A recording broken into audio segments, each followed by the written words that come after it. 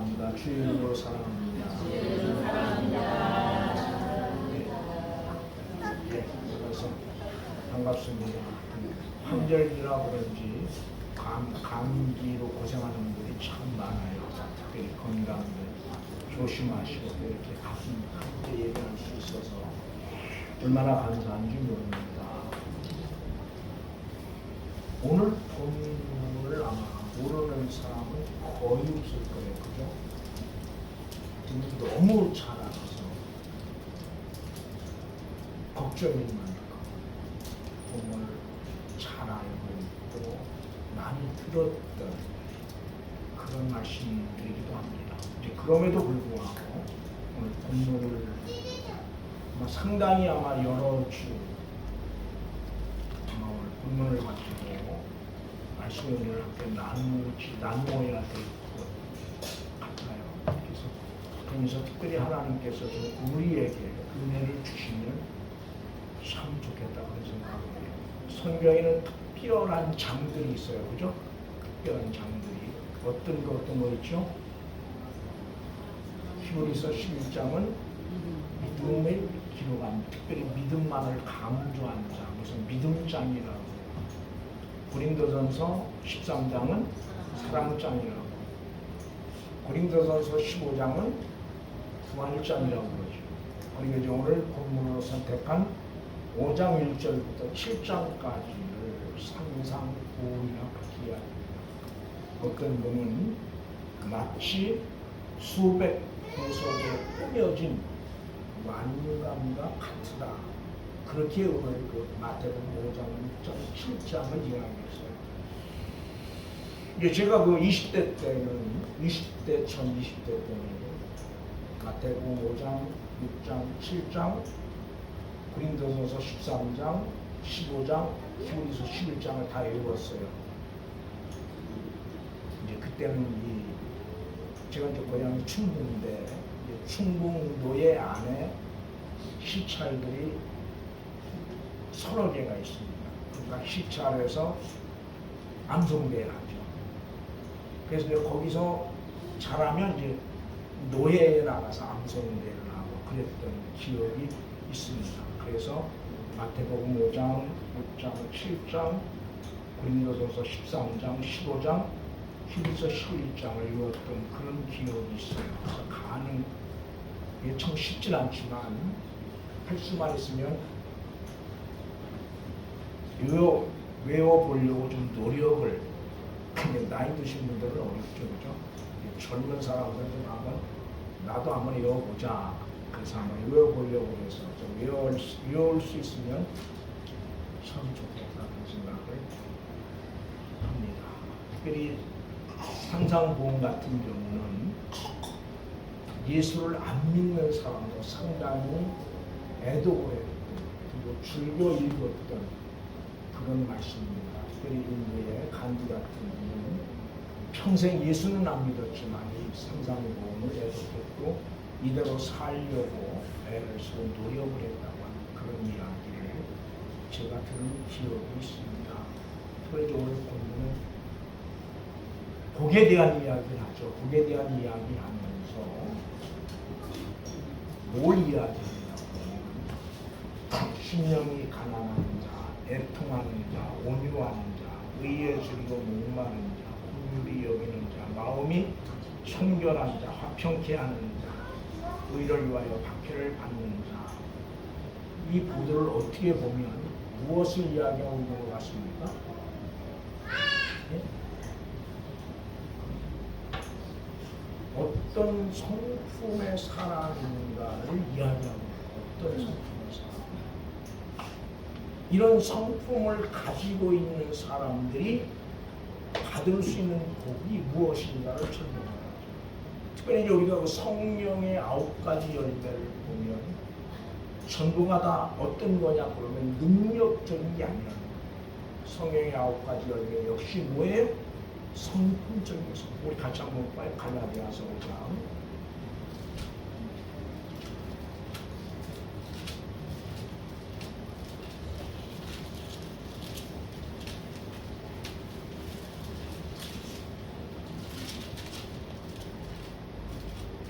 5장 22절부터 23절까지를 같이 읽습니다. 갈라디아서 5장 22절 23절 같이 봅니다.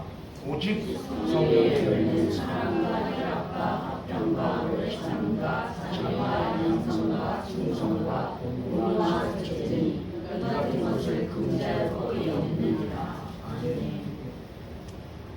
열매는 절정을 의미하죠. 성령 충만의 절정이 도대체 뭐냐? 성령 충만의 절정은 어떤 손에 보이고 눈에 만든 능력적인 게 아니라는 거예요. 이제 우리가 오해하는 건 성령 충만 그러면 우리 항상 뭘 생각을 합니까? 능력적인 걸 생각해요. 방언을 생각하고 예언을 생각하고 특실을 생각하고 신유를 생각하고 뭐 능력적인 걸 생각해요. 근데 오늘 성령의 9가지 열매를 이야기하면서 능력적인 하나도 없다는 거예요. 전부 뭐를 이야기하는 겁니까? 성품적인 겁니다. 그럼 결국 성령 충만하면 우리의 성품이 뭐하다는 거예요? 이렇게 변화되고 달라진다는 거예요. 그럼 하나님의 성령 충만을 통해서 우리가 어떤 사람 되기를 원하는 겁니까? 이러한 성품의 변화를 통해서 하나님의 사람이 어떤 사람인가, 성령 충만한 사람이 어떤 사람인가를, 또 어떤 삶을 살아가는 사람들인가를 보여주길 원합니다.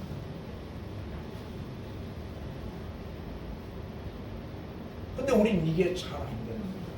특별히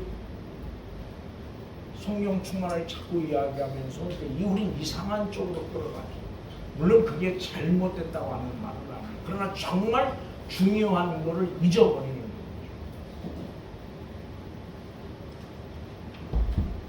이런 성령 충만을 이야기하면서 이런 어떤 성품의 변화를 가져오지 않은 사람이라면, 이런 어떤 성품의 변화를 그 삶 속에서 볼 수 없다면 그 성령 충만은 성경이 말하는 성령 충만은 아니라는 거예요.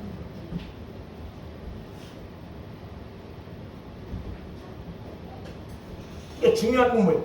성경이 말하는 성령 충만을 통해서 우린 뭐를 드러내길 원하는 겁니까?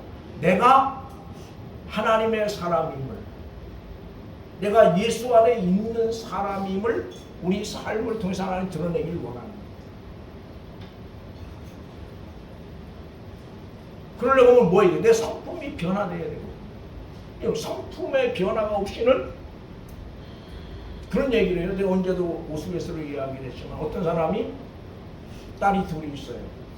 첫째 딸은 아주 믿음이 좋은 사람한테 시집을 보냈대요. 그리고 이제 둘째 딸은 그럼 어떤 사람한테 보냈느냐, 성품이 좋은 사람한테 보냈대요. 그래서 이제 그 분이 이야기하기를, 믿음이 좋은 사람한테 보냈더니 이놈이 믿음이 좋을 때는 문제가 없어요. 근데 믿음이 늘 좋은 건 아니잖아요. 조금 그러면 이제 욕을 하고 두드려 패고 그런다고요. 근데 성품이 좋은 사람한테 보냈더니 그런 일이 없다. 뭘 의미하는지. 그러면 적어도 오늘 성경은, 그래서 오늘 이 9가지, 8가지 복을 이 불팔복이라고도 말하는데 여기 다 성품을 이야기하고 있어요. 어떤 능력적인 걸 이야기하고 있지 않아요. 하나님은 우리 모두가 뭐가 되길 원하는, 성령 충만을 통해서, 말씀을 통해서 뭐가 변화되길 원하는 거예요? 우리의 성품이 변화돼서 어떤 사람으로? 하나님의 사람으로 세워져 가길 원하는 거예요. 이제 복에 대한 이야기, 복을 받아야 되지, 그죠? 난 여러분이 정말 복 받기를 원해요. 특별히 이 땅에 살면서 정말 여러분이 하는 일들이 다 잘 되길 원합니다.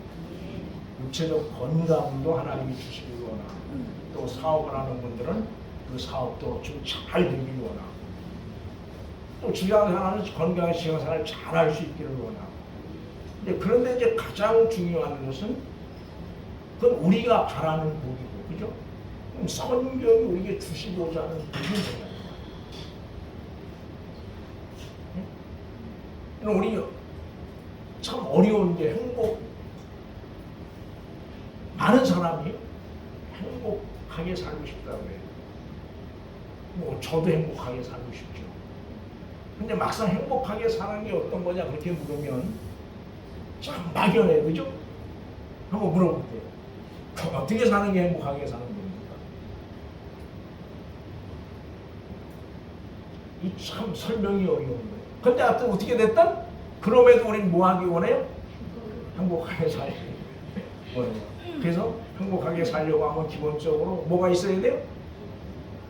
돈이 있어야 돼요. 그래서 부자를 가르쳐서 우리 흔히 뭐하래? 잘 사는 사람 그렇게 이야기해요. 그럼 한번 물어볼게요. 부자가 정말 잘 사는 사람이가 부자일까요?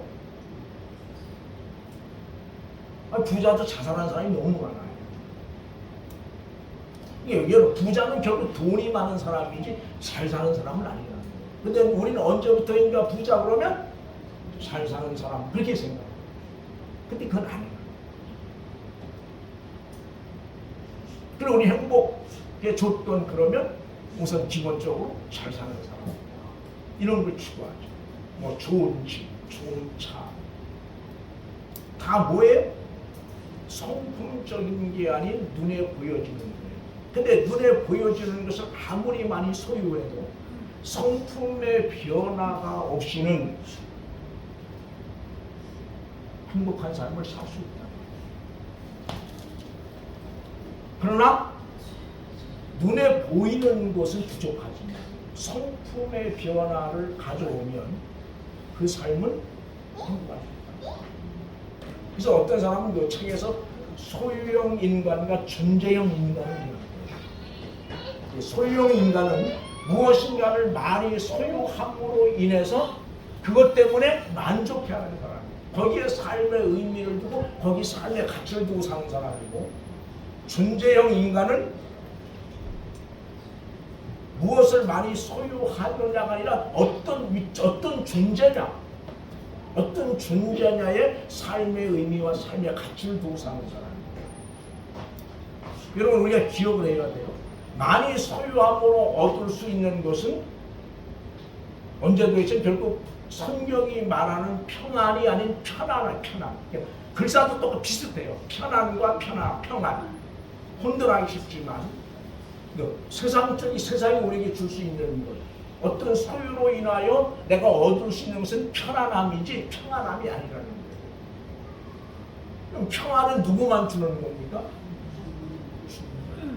그래서 주님은 요한복음에서 내 평안을 너희에게 주는 거예요. 내가 주는 것은 뭐예요? 세상이 주는 것과 같지 않다고 해요. 저 세상이 주는 것과 다르거든요. 그럼 여러분 적어도 예수를 믿는 여러분과 나는 뭐를 소유하고 살아야 돼요? 주님이 주신 평안함을 소유하고 살아야 돼요. 편안이 아니에요. 근데 언제부터인가 자꾸 죄송하지만 교회는 그 평안이 아닌 편안함을 이해해요. 그래서 그 복을 편안은 뭐예요? 돼? 많이 가져야 편안한 거잖아요. 없는데 어떻게 편안합니까? 편안할 수가 없어요.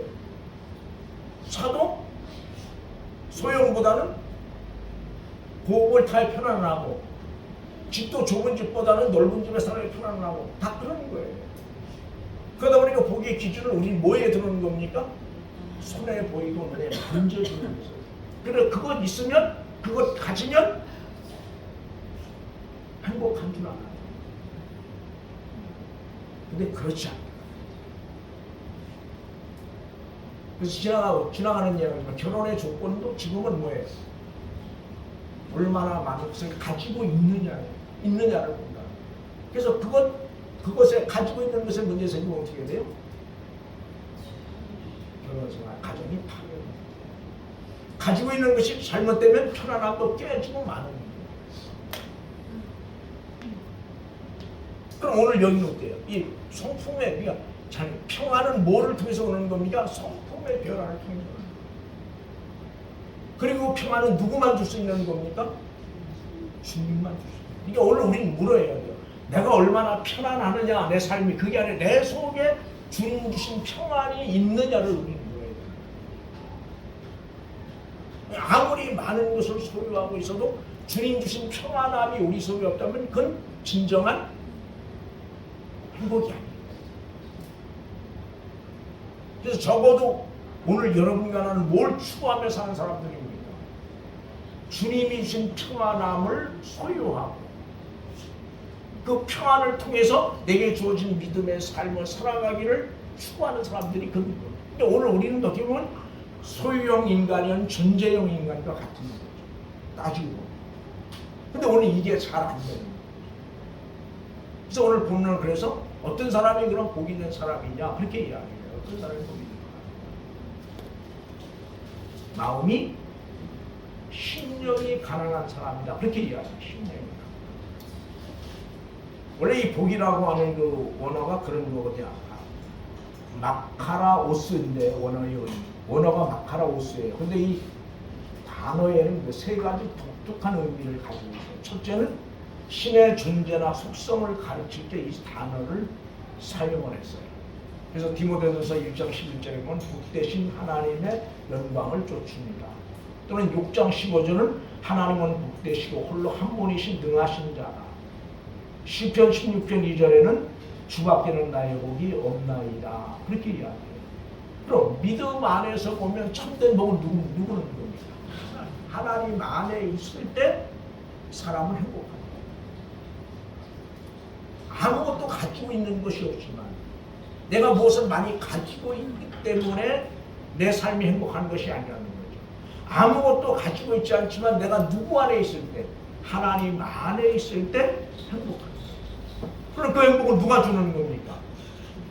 하나님이 주셔요. 그럼 세상 것을 가지고 있을 때 행복을 느끼는 사람은 그 행복을 누가 주는 거예요? 세상이 주는 거예요. 근데 엄격한 의미에서 세상은 어디에 속했다고 성경은? 그럼 그 평안은 그 행복은 누가 주는 것 같아요? 평화가 주는 마귀가 주는 거예요. 근데 이런 이야기는 이상한 이야기가 될지 모르지만 엄격히 구분합니다. 근데 우리는 그걸 추구해요. 대단히 죄송하지만 목사님이에요. 이게 하나님이신 평안이 아니에요. 하나님이신 평안을 우리는 추구하는 것이 아니라 악한 영으로부터 오는, 물론 모든 게 다 그런다고 하는 건 아니에요. 그러나 근본을 그렇다. 근데 언제 설명했죠? 예수님 시험 받을 때 뭐라고 그래요? 마귀가 너 나한테 절해라. 그럼 내가 너 다 주겠다. 이건 뭐예요? 하나님이 내게 주신 거라고. 내게 주신 거. 근데 우린 그걸 더 추구하고 그걸 더 사랑한다. 그러니까 어떻게 보면 우리가 진정한 어떤 평안을 누리지 못하는 이유는 다른 데 있는 것 아니라 세상 것으로 인한 편안함에 빠져 있을 때는 진정한 평안을 누릴 수가 없어요. 그러니까 어떻게 보면 정말 진정한 행복을 우리는 못 누리고 산다고 볼 수 있는 거예요. 왜? 진정한 행복은 누구로부터만 옵니까? 주님으로부터. 그러니까 정말 내 인생이 행복한 삶을 살기 원하면 우린 주님 앞에 무릎을 꿇어요. 그래서 누군가 여러분을 향해서 물을 때 그렇게 답할 수 있어요. 그래서 오늘 본문은 뭘 이야기하는 겁니까? 심령이 가난하다 여러 가지로 설명을 또 드리겠지만 결론적으로 심령이 가난한 사람은 복이 있는데 뭘 줘요? 천국이 그될 것이다.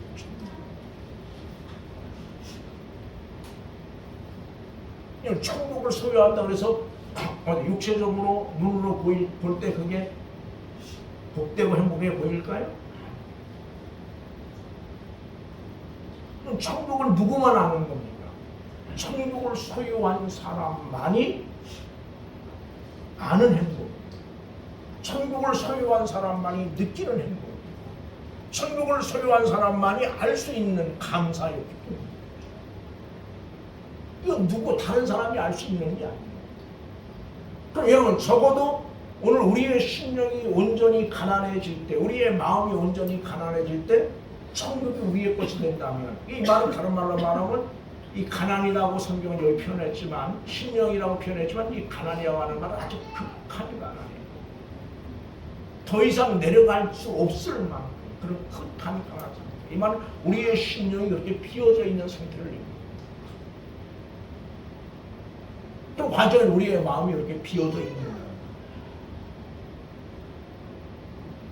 어떻게 보면 내가 천국을 진정으로 소유하지 못한 이유 중 하나도 그런 거예요. 정말 내 마음이 그렇게 비어져 있는 거예요. 아니에요. 우리 마음이 엄청 가난한 거 아니에요. 돌아보니까 그 속에 너무 많은 찌꺼기들이 가득 차 있어요. 너무 많아. 그러니까 때로는 쥐뿔도 없으면서도 다른 사람 무시하고. 말은 그렇게 안 해요. 근데 그 삶을 보면 그게 안 돼요. 그래서 오늘 우리 이 시간 다시 한번 우리의 심령 상태를 좀 돌아보면 참 됩니다. 그래서 정말 나는 심령이 가난합니다. 그래서 정말 하나님 앞에 나 이런 이성을 그냥 나올 수가 하나님의 은혜가 아니면 하나님 지금 살 수 없다고 그러는 절박한 그런 절박한 은혜. 그래서 제가 찬양을 참 부르면서 이런 어떤 절박함을 가지고 찬양을 불러요. 그럼 기도가 뭐예요? 간절히 뭡니까? 절박함. 아니면 죽을 수밖에 없는 거예요. 절박. 그럼 정말 우리가 찬양도 그런 마음으로 불러야 돼요. 우리 그런 마음으로 하나님 앞에 서야 돼요. 그래야 뭔가 은혜도 되고 뭔가 감사도 그렇죠. 우리 절박함이 아닌데 무슨 은혜가 있어?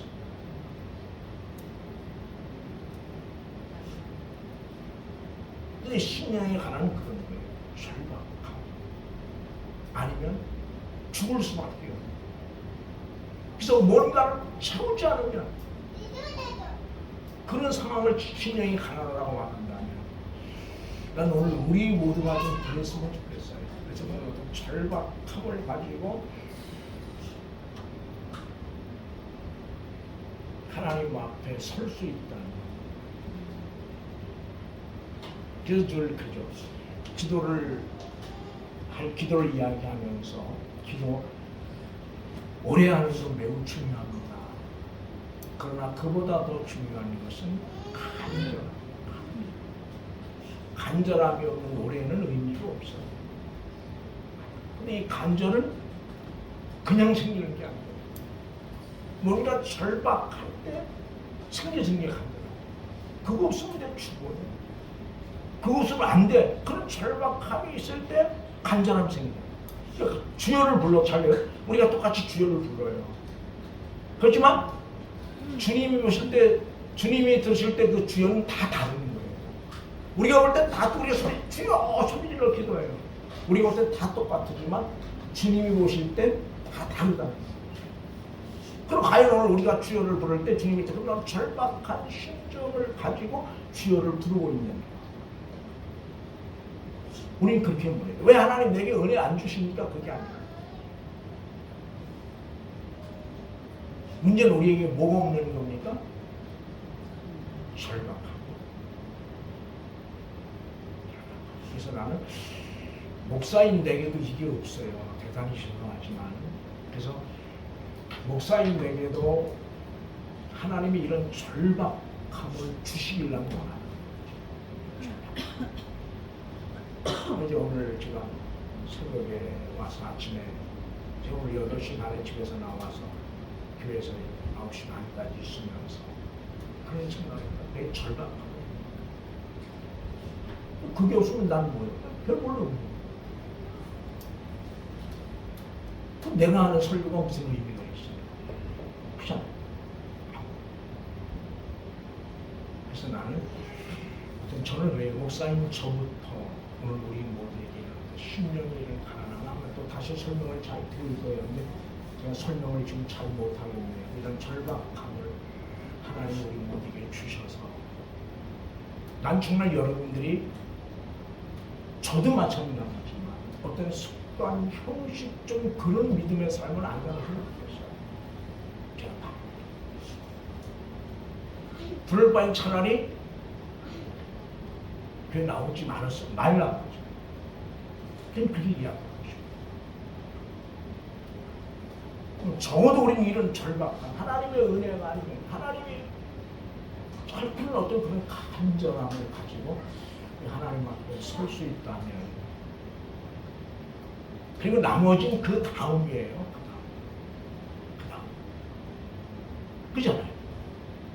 근데 우리는 자꾸 이 순서가 바뀌는 것 같아서 안타깝죠. 그래서 이 말씀을 좀 마음에 들고, 참 오늘 지난주도 그냥 두서없이 이야기하는 것 같아요. 두서없이 이야기하는 것 같지만, 제 마음이 지금 그래요. 그래서 그런 절박함을 좀 가지고, 목사도 그렇고 여러분도 그렇고 우리 하나님 앞에 한 가지 이야기하고 마치고, 92년도인가요? 92년도 그러면 뭐 기억을 합니까, 여러분? 물론 기억나는 게 없어요? 휴거죠, 휴거. 92년도에 주님 오신다고 해서 난리가 났어요. 그 휴거 그렇지않은 교회 다니는 사람들은 흰 옷을 입고, 아래에 다 한복, 흰 한복을 입고, 그러고 이제 휴거를 기다렸죠. 아마 가장 휴거를 주장하는 목사가 이장님 목사인데, 목사라고 해야 되나 모르겠네요. 근데 그날 주님 오셨더라면 얼마나 좋아요. 우리는 안 좋았겠지, 그죠? 그 사람들, 근데 주님이 안 오셨고, 무슨 이야기 하고 싶나. 그런데 문제는 그 휴거를 앞에서 주장했던 이장님 목사 나름대로 다 수많은 재산들을 가지고 있었다. 교인들은 아니었고, 제가 하고 싶은 얘기는, 만약 이장님 목사도 그 앞에서 지도하는 지도에서 정말 휴거를 믿었어요. 휴거를. 근데 주님이 안 오셨어. 그럼 더러운 거예요. 근데 이놈은 아니에요. 이놈은 사기꾼이에요. 주님 안 오실 줄 뻔히 알아. 근데도 주님 오신다고 강조해서 뭐 하는 겁니까? 자기 욕심 차린 거예요. 교인들 얼마나 억울하겠어요. 응? 같이 이 사람도 정말 주님 그날 오실 줄 믿었더라고. 그래서 같이 믿었어요. 그래서 같이 똑같이 행동했어. 그럼 덜 억울한 거예요. 근데 이놈은 아니거든. 자기 할줄 다 뜯어야 돌리고 교인들만 사기를 당하는 거예요. 오늘 교회도 마찬가지죠. 목사가 천국을 이야기해요. 근데 목사는 천국을 안 믿어. 근데 교인들한테는 천국을 이야기해. 저는 안 믿으면서. 그래서 교인들은 정말 목사가 천국이 있다 그러니까 있는 줄 알고 그렇게 살았어. 근데 그 목사는 그렇게 안 살아. 그럼 여러분은 불쌍한 거예요. 왜? 사기꾼이니까 그런 거지. 여러분 적어도 그렇게 오늘 설교를 잘하면 좋지, 그죠? 설교를 잘하면 좋지만 설교를 얼마나 잘하느냐 보다. 목사가 정말 하나님 앞에 어떤 마음을 가지고